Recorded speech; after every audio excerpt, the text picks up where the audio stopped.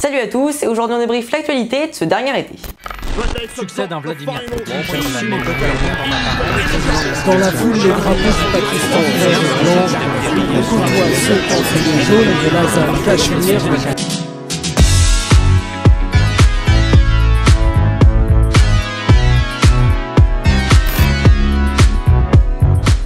Le 10 juillet, le journal en ligne d'information Mediapart révèle que le ministre de la Transition écologique, François de Rugy, a organisé de grands dîners entre octobre 2017 et juin 2018 lorsqu'il était président de l'Assemblée nationale. Organisés à l'hôtel de la Sey, la résidence officielle du président du Parlement, ces dîners n'auraient pas de réel lien avec sa fonction et des amis de sa femme ainsi que des journalistes auraient été invités. Des vins et du homard à plusieurs centaines d'euros ont été servis. D'autres révélations le concernant de près ou de loin ont suivi. La directrice de cabinet de Rugy au ministère de l'Environnement, Nicole Klein, a été accusée de bénéficier d'un logement social depuis 2001 à Paris alors qu'elle n'y habitait plus depuis 2006. Elle a démissionné le 10 juillet à la demande du ministre. Le lendemain, Mediapart révèle que François de Rugy a d'une part rénové ses appartements de son ministère à une hauteur de 63 000 euros et qu'il possède d'autre part un logement social dans la banlieue de Nantes alors que ses revenus sont trop élevés pour bénéficier de ce genre de logement. Il aurait également en 2013 et 2014 utilisé une indemnité de député, l'IRFM, pour financer sa cotisation à son parti de l'époque, EELV, et a ainsi pu déduire ce don de ses impôts. Même si avant 2015 ces pratiques n'étaient pas réellement interdites, la question morale et éthique s'est posée. Car c'est l'élément qui a décidé de Rugy à présenter sa démission au président le 16 juillet. Remplacé par Elisabeth Borne, ministre des Transports le jour même, il a retrouvé sa place de député fin août. Le lendemain, le 17 juillet, Mediapart et le journal Ouest France révèlent que François de Rugy utilisait le train pour se déplacer à Nantes dans sa circonscription pendant qu'un chauffeur faisait la route seul pour le déplacer en ville. Après et pendant l'affaire, l'ex-ministre a toujours tenté de se défendre en parlant notamment de lynchage et de folie médiatique. Depuis mai 2018, l'Italie est gouvernée par une alliance entre les deux principaux partis du pays. La Ligue d'extrême droite est menée par Matteo Salvini et le mouvement 5 étoiles mené par Luigi Di Maio. Cette alliance s'est fragilisée au cours du temps, notamment sur la politique migratoire de Matteo Salvini très stricte ou sur des questions économiques comme la construction de la ligne ferroviaire Lyon-Turin. Mais c'est cet été que les choses se sont accélérées. Tout d'abord, le 26 juillet, l'accord du Premier ministre Giuseppe Conte pour continuer les travaux du Lyon-Turin a ravi la Ligue tout en frustrant le mouvement 5 étoiles. Le 6 août, Matteo Salvini a pu faire adopter par le Sénat un décret infligeant de lourdes amendes et jusqu'à 10 ans de prison pour les embarcations de sauvetage de migrants en mer, comme l'Open Arms, navire humanitaire espagnol qui transportait 147 migrants et qui s'est vu refuser l'accès au port italien, mais qui a finalement pu accoster sur l'île de Lampedusa le 20 août sur une décision de justice. Bref, Salvini, voyant des sondages d'intention de vote qui lui étaient avantageux, a décidé le 8 août de demander des élections anticipées, cassant ainsi la majorité qu'il avait formée avec le mouvement 5 étoiles. Demandant aussi une mention de censure pour faire tomber Giuseppe Conte, le Premier ministre, c'est ce dernier qui a lui-même présenté sa démission au président le 20 août, dénonçant l'intérêt personnel et politique de Salvini. C'est ensuite déroulé de nombreuses négociations entre les partis politiques italiens pour présenter une nouvelle majorité au président Sergio Mattarella. C'est finalement le mouvement 5 étoiles et le parti démocrate, de centre-gauche et anciennement au pouvoir, qui ont réussi à trouver un accord le 28 août. Faisant barrage à Salvini, l'accord place Luigi Di Maio aux affaires étrangères et des démocrates à l'économie ou à la défense. Giuseppe Conte reste finalement le Premier ministre. Ayant obtenu la confiance du Parlement, cette alliance résout pour le moment la crise.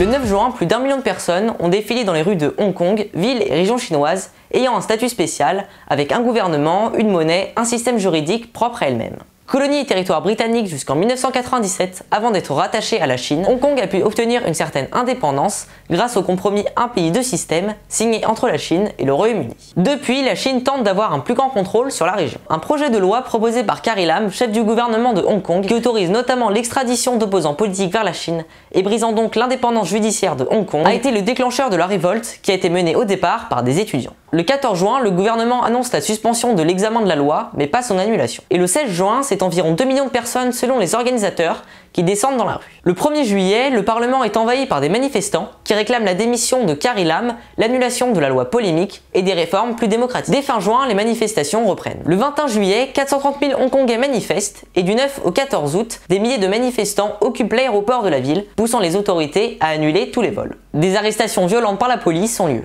Le 4 septembre, Carrie Lam annonce finalement l'annulation complète du projet de loi controversé. Même si cela répond à la demande de départ des manifestants, il réclame désormais d'autres avancées, comme l'élection des dirigeants par le vote, la libération et la non-condamnation de tous les manifestants arrêtés, etc. En tout cas, les protestations continuent. Le 19 août, Emmanuel Macron a invité Vladimir Poutine, président de la Russie, au fort de Brégançon, la résidence officielle des présidents français. Outre les accrochages sur la question de la Syrie et de la région d'Idlib, de l'Ukraine ou des Gilets jaunes, cette rencontre souligne une fois de plus les tentatives de rapprochement d'Emmanuel Macron vers Vladimir Poutine, avec comme objectif l'apaisement des tensions dans les zones de conflit, ou pour éviter de trop forts liens entre la Chine et la Russie. Cette rencontre avait donc lieu 5 jours avant le sommet du G7 à Biarritz en France, qui rassemble 7 des plus grandes puissances mondiales. La Russie est exclue du G7 ex-G8 depuis 2014, quand le pays a annexé une partie de l'Ukraine, la Crimée. Organisée sur 3 jours du 24 au 26 août, étaient invités des organisations internationales ou d'autres chefs d'État, comme ceux d'Espagne, du Sénégal ou de l'Inde. À retenir sur le fond, la visite du ministre des Affaires étrangères iranien pour discuter avec Jean-Yves Le Drian, ministre des Affaires étrangères française, à propos de l'Iran et de sa volonté de poursuivre les recherches pour posséder l'arme nucléaire, en dépit de l'accord de 2015. Les solutions recherchées n'ont pas trouvé d'évolution définitive, mais une rencontre spéciale pour trouver un nouvel accord devrait pouvoir être organisée. Également, Donald Trump et Boris Johnson, nouveau Premier ministre britannique, ont pu montrer leur proximité, Donald Trump assurant que Boris Johnson était l'homme qu'il fallait pour le Brexit. En bref, une loi internationale taxant les géants du numérique américains, les GAFA, devrait être mise en place d'ici 2020. Des discussions ont lieu sur la possible réintégration de la Russie au G7 dans les prochaines années, et des manifestations contre l'organisation du sommet ont lieu autour de Biarritz. Mais c'est la question de l'Amazonie qui a été au centre des débats.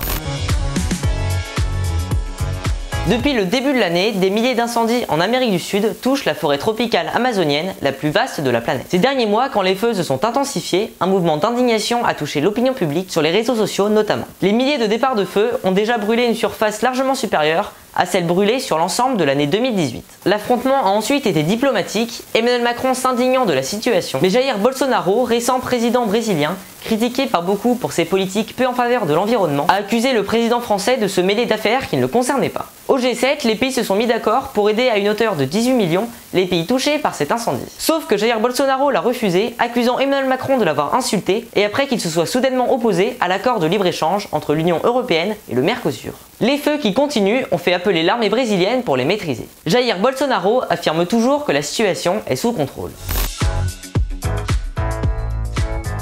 Le 5 août, le gouvernement indien, mené par Narendra Modi, a annoncé qu'il abrogeait l'article 370 de la constitution du pays, qui assurait à la partie indienne du Cachemire une certaine autonomie. Pour faire court, le Cachemire est une région qui a historiquement été séparée en deux, après la décolonisation des Anglais dans l'Empire des Indes. Une partie est revenue au Pakistan, une seconde à l'Inde, et des guerres diplomatiques et armées ont suivi. Une partie du Cachemire indien abrite en majorité des musulmans et est revendiquée par le Pakistan. Du terrorisme gangrène certaines régions contre le gouvernement hindou et sa politique nationaliste. Après l'abrogation de l'article 370 de la Constitution, le gouvernement indien a coupé toutes les communications internet, téléphone, etc. et interdit n'importe quelle manifestation. La forte présence militaire sur place a néanmoins pu faire arrêter des milliers de protestataires s'opposant à la fin de leur autonomie. De son côté, le Pakistan a fait appel à l'ONU pour contraindre l'Inde à revenir sur cette décision. À Nantes, dans la nuit du 21 au 22 juin, lors de la fête de la musique, des policiers viennent arrêter une soirée de rue de techno sur un quai. Certains s'y opposent et un affrontement éclate, les policiers répondant par des bombes lacrymogènes ou des bombes de désencerclement. Certaines personnes tombent alors à l'eau dans la Loire, mais arrivent à regagner le bord. Steve Maya Canicio, jeune de 24 ans, ne savant pas nager, est porté disparu ce jour-là. Une semaine plus tard, un millier de personnes descendent dans les rues pour s'indigner de l'opération policière et demandent à ce que le corps du jeune homme soit retrouvé par le slogan Où est Steve, relayé en masse sur les réseaux sociaux. Même si la classe politique a d'abord peu réagi, des enquêtes de l'IGPN ou judiciaires ont été ouvertes. Le 29 juillet, le corps sans vie de Steve est retrouvé. Alors que les différentes enquêtes n'ont pu établir un lien formel entre l'intervention policière et la mort de Steve, le commissaire chargé de l'opération du 21 juin a été suspendu. De nombreuses enquêtes continuent et la famille du jeune homme demande à ce que justice soit faite. Merci à tous d'avoir regardé et à très vite.